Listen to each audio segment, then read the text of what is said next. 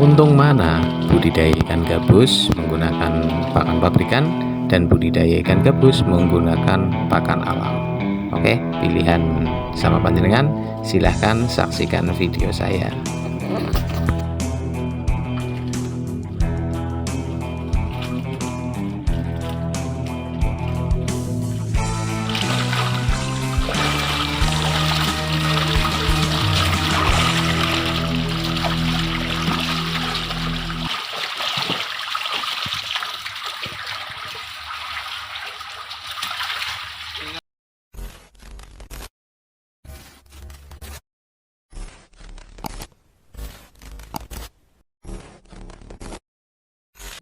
Halo, assalamualaikum warahmatullahi wabarakatuh. Selamat pagi seluruh semua pecinta ikan kebumen. Salam kelipik-kelipik, belajar sama-sama belajar.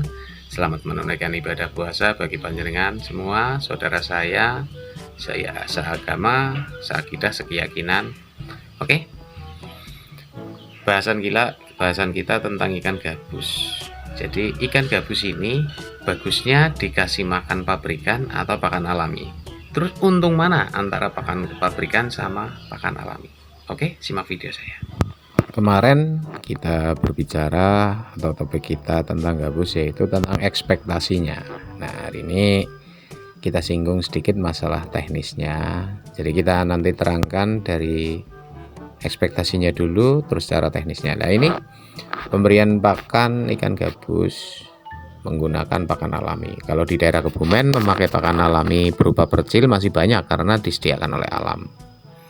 Tapi kalau di daerah panjenengan mungkin hanya untuk yang menggunakan atau memakai sistem budidaya ikan gabus ini segmennya segmen pembibitan. Kalau saya memang khusus pembesaran. Jadi saya kalau bibitannya punya tapi memang khusus untuk saya pakai sendiri. Jadi kalau ikan gabus ini budidayanya kalau bisa ya punya pembesarannya tapi juga punya pembibitannya, jadi dua sektor. Nah, pembesarannya karena ikan ini lama sekitar 1 tahun baru bisa gede, istilahnya yang diminati pasar itu ukuran sekitar sekilo isi 1, 2, 3, 4, 5 sampai 7.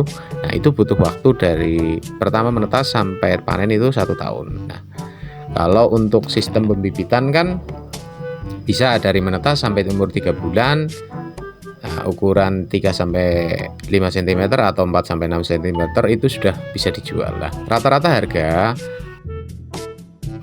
untuk ukuran 3 sampai 5 cm itu rata-rata harga di sini itu sekitar 500 sampai 700 rupiah per ekor. Lah, untuk harga bibit yang 4 sampai 6 cm itu rata-rata di sini 700 sampai 1.200 per ekor. Jadi kayak gitu. Jadi Kebumen, saya ngomong di Kebumen. Jadi untuk bibit yang tangkapan dari alam, yang penting sudah makan pelet atau sudah budidaya, istilahnya dikasih makan daging mau, dikasih makan pelet mau. Daging di sini dalam artian bisa dikasih makan pakan alami, baik itu cacing, baik itu maggot ataupun apapun, dan bisa dikasih makan pelet. Jadi misalnya contoh gini, ikan gabus ini dikasih makan pelet, nanti dikasih makan daging, mau apa enggak? Mau. Tapi kalau kebiasaannya dikasih makan daging terus dikasih makan pelet, setahu saya tidak mau. Ada yang ngomong kalau biasaan dikasih makan pelet terus dikasih makan daging tidak mau. Karena saya pernah nyoba, jadi ini berdasarkan pengalaman saya.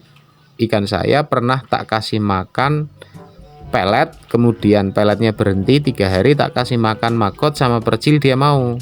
Tapi kalau ikan gabusnya memang makan daging dari awal, dari kecil nggak kenal pelet, kemudian berhenti pelet dikasih makan berhenti daging dikasih makan pelet, itu malah justru yang nggak mau. Ini setahu saya. Ya monggo, saya nggak mau berdebat, tapi saya hanya berbagi pengalaman saja yang pernah saya lakukan. Oh ya, terus kalau bibit yang dari tangkapan alam, bibit dari tangkapan alam itu gini, terkadang di alam itu kita nggak tahu bibit di alam itu indukannya segede apa, itu kita nggak tahu. Terkadang karena apa? Terkadang kita hanya lihat burayaknya saja yang warnanya kuning-kuning keemasan itu. Nah, kemudian kita serok kita pelihara di kolam, kita kasih makan. Nah, tapi kan kita nggak tahu itu indukannya segede apa, indukannya bagaimana. Nah, yang biasanya sering terjadi tuh gini, ikan burayak atau anakan ikan gabus ini yang berasal dari tangkapan liar, kalau pas nggak kebener ini susah gedenya, atau kalau nggak bisa gede, tetap bisa gede tapi gedenya itu nggak rajin, walaupun tabur bibitnya rajin tapi gedenya tetap nggak rajin. Jadi ada yang gede banget, ada yang misalnya sudah 1 kilo, ada yang masih 1 ons, itu kira-kira seperti itu. Dan saya pernah ngalami seperti itu. Jadi tangkapan alam saya gedekan, ada yang gede banget, ada yang kecil banget. Berbeda dengan kalau kita punya indukan tersendiri. Indukan ini kita setting, kita kasih makan makanan khusus. Kalau saya kasih makan indukan itu pakai percil atau katak sawah yang kecil-kecil itu, atau kodok. Kadang kalau pas kodoknya lagi nggak ada ya tak kasih makan maggot. Nah itu kalau indukan saya seperti itu. Tapi untuk proses kolonisasi penjajah, kolonisasi induk itu tetap kita pakai makan alami, nggak pakai pakan pelet. Takutnya kenapa nggak pakai pakan pelet? Karena ketika kita kasih makan pelet, kalau indukan itu yang ditakutkan itu rongga di dalam perutnya itu terlalu banyak lemak. Nah nanti akibatnya telurnya jadi banyak yang tidak dibuahi, terus kapasitas telurnya juga tidak terlalu banyak atau tidak maksimal. Pertanyaan selanjutnya, untung mana budidaya ikan gabus sektor pembenihan sama budidaya gabus sektor pembesaran? Oke, kita jabarkan satu-satu. Atau nanti kita lengkapnya saya bikinkan konten khusus. Jadi gini, budidaya ikan gabus kalau untuk pembesaran itu panjenengan syaratnya satu, butuh lahan yang luas.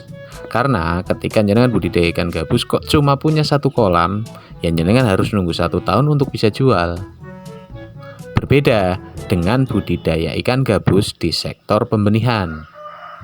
Nah, untuk sektor pembenihan ini kita akan lebih cepat menerima uang atau lebih cepat menerima hasil dari budidaya ketika kita bermain di sektor pembenihan. Karena apa? Karena pembenihan ikan gabus biasanya, ini setahu saya, sepengalaman saya, jadi kalau memang kita pacu dengan pakan protein tinggi, kita pacu dengan pakan yang baik, kalau saya pakai percil atau katak sawah, ini ikan gabus bisa dalam 2 bulan itu selalu bertelur. Contoh, ini ikan gabus sudah bertelur, kemudian menetas, kemudian anaknya saya ambil, terus saya karantina lagi, saya masukkan lagi ke tempat asalnya, ke kolam asalnya. Setelah anaknya saya ambil, itu saya kasih makan dalam tempo waktu 1 bulan, itu paling lambat sudah bertelur lagi.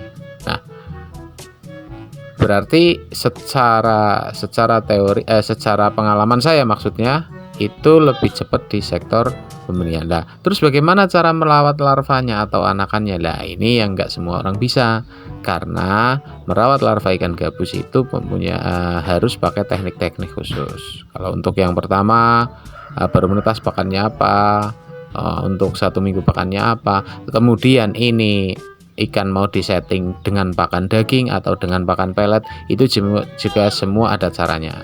Nah, nanti saya bikinkan konten khusus untuk masalah ini. Terus lagi pertanyaan yang selanjutnya, Mas, kalau budidaya ikan gabus itu bagusnya dijual, langsung dijual ke pengepul atau diolah? Oh, kalau diolah itu lebih bagus lagi, tapi monggo itu dengan kreasikan sendiri olahannya seperti apa, otomatis akan meningkatkan nilai jual. Kalau ke pengepul ya harga dari pengepul ya segitu-gitu saja. Kalau di daerah sini Kebumen itu rata-rata sekitar, kalau pengepul itu ngambil sekitar 40 sampai 50 per kilogram untuk ukuran konsumsi, sekilo isi 1 sampai sekilo isi 7, kayak gitu. Oke, terima kasih yang sudah menonton, terima kasih yang sudah subscribe. Semoga tayangan saya bermanfaat. Mohon maaf segala kekurangan. Selamat menunaikan ibadah puasa bagi yang menjalankan. Wallahul muwaffiq ila aqwamit thoriq. Assalamualaikum warahmatullahi wabarakatuh. Salam klipik-klipik.